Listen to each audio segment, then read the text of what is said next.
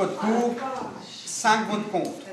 5 voix contre, 6 voix pour. Le conseil municipal vient de réaffirmer la cession du Bois-le-Jus à Landras. Un vote à bulletin secret dans un climat loin d'être serein, mais un vote parfaitement démocratique pour le maire. Je ne suis pas tout seul. On a été élus par les habitants du village. La démocratie, c'est ça aussi, je veux dire. Il y en a qui sont exprimés. Est-ce que vous m'avez entendu ou vu sauter à la gorge de ceux qui ont voté contre? Je sais qu'ils votent contre, mais ça ne me dérange pas, moi. Je les respecte. Peu de temps avant cette délibération, forces de l'ordre et opposants se sont violemment affrontés lors de l'arrivée du conseil municipal. Une centaine d'entre eux entendaient bien manifester leur colère contre la cession des 220 hectares de ce qui est devenu le symbole de leur opposition au projet Cigéo.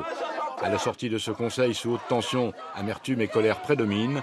Mais pour les anti-nucléaires, le combat est loin d'être fini. Il faut quand même réaliser que c'est 6 personnes qui ont voté pour Cigéo et qui ont engagé l'avenir de la région et du pays. C'est incroyable, quoi. Il y a une barricade là, juridique qui s'est un peu effritée. On va renforcer les barricades de terrain. L'occupation, on appelle à la renforcer.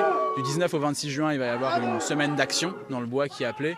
Mi-août, un très grand rassemblement, un grand festival à Bure. Il y aura d'autres rendez-vous qui suivront. La décision est attaquée.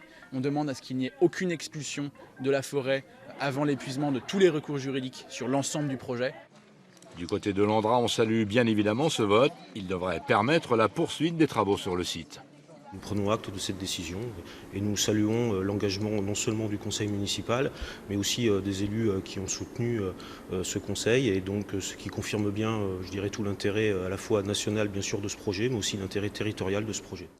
À Mandran-Barrois, une seule certitude aujourd'hui, le village est plus que jamais divisé par ce projet d'enfouissement de déchets nucléaires.